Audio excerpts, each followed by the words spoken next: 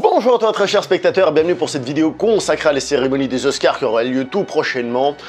Nous allons parler des nominations et je vais vous donner mes favoris. Peut-être des fois je m'amuserai même à vous dire celui que je pense qui va gagner, même si c'est pas mon favori. Mais c'est pas le but de cette vidéo parce que jouer aux devinettes, généralement je suis pas très bon et avec les Oscars je suis rarement d'accord.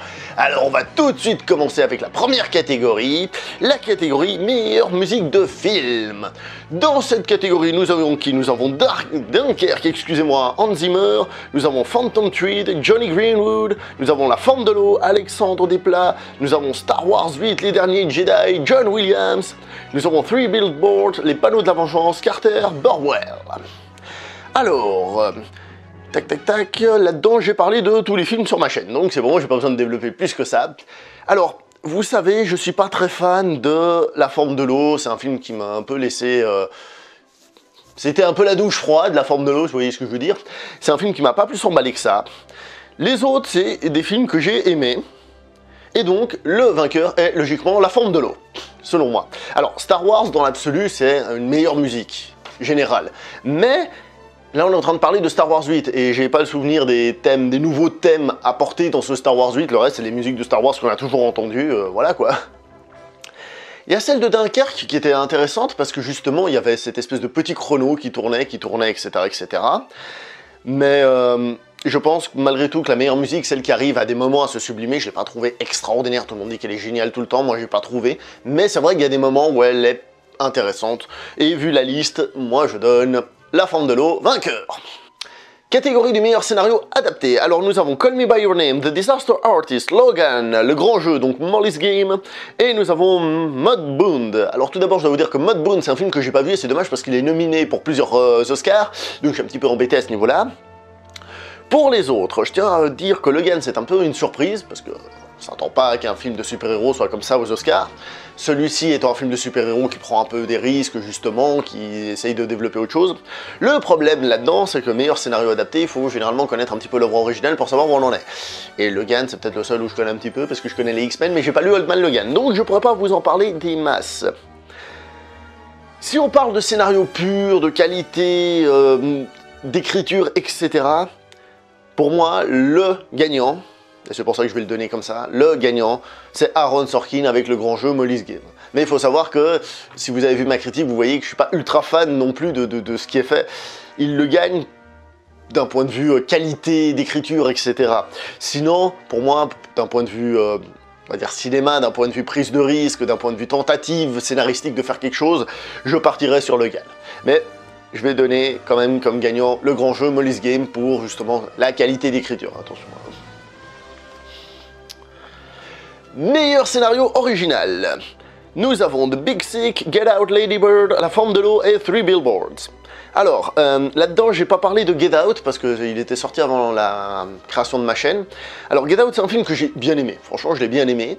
Je sais que beaucoup, lorsqu'on a fait le top et le flop de l'année, l'avaient mis dans leur top 10. Moi, j'irais pas jusque-là. J'ai trouvé que c'était un film intéressant. Un film qui jouait sur le côté horreur, thriller, pour avoir un message, justement, par rapport au racisme et tout ça. Donc, c'est intéressant. Mais j'ai l'impression aussi qu'on a un peu surélevé le film à cause ou grâce à ça. Le film était intéressant. Il avait des grosses lacunes, selon moi. Mais voilà. Sinon, il y a The Big Sick, que je voulais en parler, et j'ai vu la moitié du film, je me suis arrêté, non pas parce qu'il était mauvais, c'est juste que j'ai pas eu le temps, au contraire, j'ai trouvé que le scénario, il arrivait un peu à nous attraper, il était sympa, il nous prenait, etc. Mais comme je les ai pas vus en entier, c'est un peu difficile, je peux me baser sur cette moitié, mais pas jusqu'au bout. Là aussi, c'était un film finalement sur la tolérance entre les différentes ethnies. Mais pour moi, et parce que j'ai justement apprécié le film, et entre autres justement comme il arrivait à raconter des choses sans être forcément hyper explicite et tout ça, moi je vais donner Three Billboards parce que j'ai trouvé que c'était un très bon film, et justement le scénario, bien que pas folichon à 100%, ça reste quand même un scénario plus ou moins intéressant. Le fait qu'une dame prenne des panneaux dehors dans la rue, sur une route, et qu'elle mette ses mots exprès pour déranger un peu tout le monde, je trouve ça original, donc moi je lui donne l'Oscar du meilleur scénario original. Ensuite, nous passons à la catégorie, la catégorie meilleure actrice dans un second rôle. Donc nous avons Mary J. Blige dans du film Mudbound, que j'ai dit que je n'ai pas vu, hélas. Nous avons Allison Janney du film I, Tonya. Ah oui, je massacre les noms, hein, comme d'habitude, hein, évidemment. Nous avons Leslie Manville de Phantom Thread. Nous avons Laurie Metcalf du film Lady Bird. Et nous avons Octavia Spencer du film La Forme de l'eau. Octavia Spencer, c'est l'actrice que j'aime bien, en règle générale, je trouve qu'elle a une bonne énergie et tout. Voilà. Laurie Metcalf, j'ai trouvé qu'elle jouait très bien dans Lady Bird, mais je vous ai dit, rien qui m'a spécialement scotché. Donc Mudbound, je l'ai pas vu. Allison Janney dans I, Tonya, ça par contre c'était balèze. Et Leslie Manville dans Phantom Thread, ça aussi c'était très très fort, c'est difficile de juger. Une faisait plus un personnage froid, mais qui arrivait à être chaleureux d'un côté. Et dans I, Tonya, c'était une garce, une vieille garce. Mais j'avoue que la transformation physique et tout me fait aller pour Allison Janney dans I, Tonya, qui pour moi remporterait cet Oscar de meilleure actrice dans un second rôle. On continue cette fois-ci avec le meilleur acteur dans un second rôle, après les filles, les messieurs. Et qu'est-ce que nous avons? Nous avons William Dafoe dans The Florida Project. On m'a dit qu'il était énorme dans ce film, que c'était limite le rôle de sa vie, j'ai pas vu ce film. Je suis un petit peu embêté. Nous avons Woody Harrelson dans Les Panneaux de la Vengeance, Richard Jenkins dans La Forme de l'eau, Christopher Plummer dans Tout l'argent du monde et Sam Rockwell dans Les Panneaux de la Vengeance. Alors là, c'est là où je suis un petit peu embêté parce qu'il y a plusieurs films que j'ai pas vus. Donc j'ai pas vu non plus Tout l'argent du monde, parce qu'il est sorti juste là récemment dans mon cinéma, je voudrais aller le voir mais j'en ai pas fait ma priorité. Donc du coup là, je le dis honnêtement, c'est un petit peu tronqué. Hein. Mais puisque je peux pas parler de Christopher Plummer et je peux pas parler de William Dafoe, nous avons donc Woody Harrelson, Richard Jenkins et Sam Rockwell. Et pour moi, celui qui est monumental là-dedans, c'est Sam Rockwell. Il est énorme dans son rôle. Woody Harrelson est aussi très très bon, hein, d'ailleurs, y a pas à dire. Hein. Richard Jenkins, il était bien, mais ça m'a moins emballé. Pour moi, Sam Rockwell, c'est celui qui mériterait cet Oscar. Pardon, cette fois-ci nous allons à la catégorie meilleure actrice, tout court, meilleure actrice principale. Sally Hawkins de La Forme de l'eau. Frances McDormand des Panneaux de la Vengeance, de Three Billboards des Panneaux de la Vengeance, évidemment. Margot Robbie dans I, Tonya. Alors, Saoirse Ronan de Lady Bird. Et Meryl Streep dans Pentagon Papers. Alors, Sally Hawkins, je trouve qu'elle joue bien, mais comme j'ai dit, ça m'a absolument pas emballé, hein, plus que ça. Frances McDormand. J'ai trouvé ça très très fort, ce côté femme très très froide, très méchante, et qui de temps en temps, on avait un trou dans sa carapace et on voyait tout d'un coup qu'elle était faible en fait, etc. J'ai trouvé que c'était très bien interprété. Margot Robbie dans I, Tonya, que je trouvais très très forte aussi, j'ai trouvé l'interprétation très intéressante. Saoirse Ronan, qui joue bien, mais comme j'ai dit, il n'y a pas de quoi s'emballer. Meryl Streep dans Pentagon Papers, que j'avais aussi beaucoup aimé. Hein. Là, c'est difficile. Donc pour moi, entre Frances McDormand, Margot Robbie et Meryl Streep. Mais je vais rester sur Frances McDormand parce que justement, j'ai trouvé que la difficulté de son jeu était justement de faire cette femme forte qui justement monte ce trou de carapace que j'ai expliqué. Pour moi, la force, elle est là. Donc pour moi, c'est Frances McDormand dans Three Billboards, Les Panneaux de la Vengeance, qui gagnerait cet Oscar. Attention, nous arrivons au meilleur acteur. Nous avons donc Timothée Chalamet de Call Me By Your Name. Nous avons Daniel Day-Lewis de Phantom Thread. Nous avons Daniel Kaluuya de Get Out. Donc pas de Black Panther mais de Get Out. Nous avons Gary Oldman dans Les Heures Sombres. Et nous avons Denzel Washington dans l'affaire Jumanji. Alors j'ai pas vu l'affaire Jumanji. Pardon. Et il y a Denzel Washington, j'adore Denzel Washington, c'est un acteur que j'adore, mais j'ai pas vu, mais rien que le fait qu'il soit nominé, ça me fait plaisir.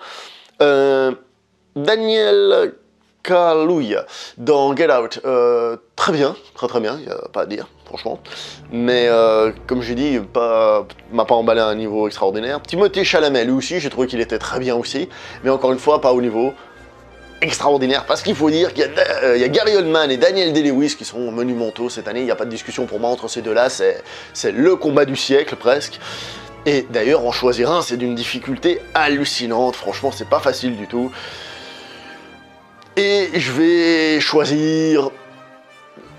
Ça fait plaisir de choisir, mais ça fait mal de laisser l'autre. Il ne peut en rester qu'un, on est comme dans Highlander, je vais choisir Gary Oldman, parce qu'en plus, il a une transformation physique dedans qui est assez... hallucinante. Donc Gary Oldman pour Les Heures Sombres, Oscar du meilleur acteur selon moi. Meilleur réalisateur, Jordan Peele, on va dire comme ça, pour Get Out, Paul Thomas Anderson pour Phantom Thread, Christopher Nolan pour Dunkerque, Greta Gerwig, celle qui a fait Lady Bird, Guillermo del Toro pour La Forme de l'eau. Alors, vous savez déjà de base, comme j'ai dit, que La Forme de l'eau et ainsi que Lady Bird m'ont pas spécialement emballé. Là, on est en train de parler des champions du monde, hein, vous voyez, on n'est pas juste en train de dire il m'a plu, il m'a pas plu, hein, là on est en haut. Donc, pour moi, La Forme de l'eau et Lady Bird, c'est pas ceux que j'ai le plus aimé. Dunkerque, il n'a pas été nominé des masses dans la liste que vous voyez au niveau acteur, tout ça. Par contre, niveau réalisation, là, pourquoi pas, hein, là c'est intéressant, parce que justement, le film est très bien fait. Et nous avons Paul Thomas Anderson dans Phantom Thread. Donc pour moi, ça se joue surtout entre ces deux-là. Et encore une fois, c'est pas facile, hein. Encore une fois, c'est pas facile du tout, parce que Christopher Nolan, il n'a pas fait n'importe quoi. Alors, allez, j'ai adoré Phantom Thread. Et comme Christopher Nolan, ben, il a pas encore gagné rien du tout, hein, et ben je vais lui donner. Allez, Christopher Nolan, meilleur réalisateur. Et Phantom Thread, Paul Thomas Anderson, deuxième Oscar. Toi aussi, t'en as. Non, là, c'est vraiment difficile, c'est comme les acteurs. Oh là là, là, c'est pas facile. Mais je vais dire Christopher Nolan parce qu'il a, comment dire, une espèce de parti pris par rapport à la guerre mondiale, voilà. Simplement ne pas montrer les Allemands, etc., etc. Il y a des idées dans son film, etc., qui sont originales, voilà. Meilleur film, Call Me By Your Name, The Darkest Hour, donc Les Heures Sombres, Dunkerque, La Forme de l'eau, Get Out, Lady Bird, Pentagon's Papers, Phantom Thread and Three Billboards, Les Panneaux de la Vengeance. Ils ont agrandi la liste, donc pour moi. Alors, Call Me By Your Name, j'ai fait une critique tout récemment. Les Heures Sombres, j'ai surkiffé, comme on dit couramment. Dunkerque, Christopher Nolan. La Forme de l'eau, je suis pas ultra fan. Get Out, film intéressant. Enfin, tous les films sont intéressants là-dedans, de toute manière. Hein. Mais Get Out, film intéressant par rapport à l'intérêt intéressant de tout le monde. Mais pas au niveau. Lady Bird, film intéressant encore une fois, mais qui a pas le niveau. Pentagon's Papers, j'ai beaucoup aimé. D'ailleurs, je trouve bizarre qu'il n'ait pas été dans meilleur réalisateur, parce que j'ai trouvé justement que la technique de réalisation, c'était un des points forts du film. Phantom Thread, comme j'ai dit, j'ai adoré, mais ils m'ont mal... Mais, comment dire, non, c'est un chef-d'œuvre, mais il me captive pas par son scénario. C'est peut-être pour ça d'ailleurs que j'ai donné l'Oscar à Christopher Nolan, un petit peu plus. C'était dans ma tête cachée, je savais pas trop. Three Billboards, film très très bon aussi. Donc là, ici, c'est... Là, c'est compliqué, hein. Three Billboards, Phantom Thread, Pentagon's Paper... La Forme de l'eau, Dunkerque, Les Heures Sombres. Alors moi, pour meilleur film, et ça embête, parce que je suis obligé de laisser des films dans le vide, et je suis très méchant avec Phantom Thread, qui mériterait tellement des trucs. Mais je vais donner Les Heures Sombres, Darkest Hour, parce que je suis sorti totalement conquis par la mise en scène et par l'acteur. Pour moi, c'était... L'acteur principal, il est monumental, et la mise en scène qui va avec. Mais on dirait Phantom Thread aussi. Mais bon, c'est plus visuel, et comme le scénario m'intéresse un petit peu plus, parce que ça se passe justement par rapport à la guerre mondiale, par rapport à un scénario un peu plus intéressant, je vais donner celui-là. Comme vous le voyez, cette liste...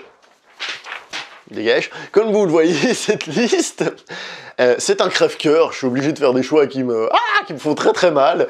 Mais voilà, puisqu'il faut faire des choix, je l'ai fait. De toute façon, comme vous voyez, ils sont vachement graves, mes choix. Ça va influencer toute l'industrie du cinéma et tout. C'est gravissime ce que je suis en train de prendre comme décision. Donc voilà. Donc vous ici, s'il vous plaît, essayez de vous prendre la tête et de choisir quels sont vos préférés là-dedans. Vous verrez, moi je trouve que c'est pas si facile. Hein. Donc voilà, donnez-moi votre avis. N'hésitez pas, on se voit là-dessous. Hein. N'oubliez pas de liker, commenter, partager comme d'habitude.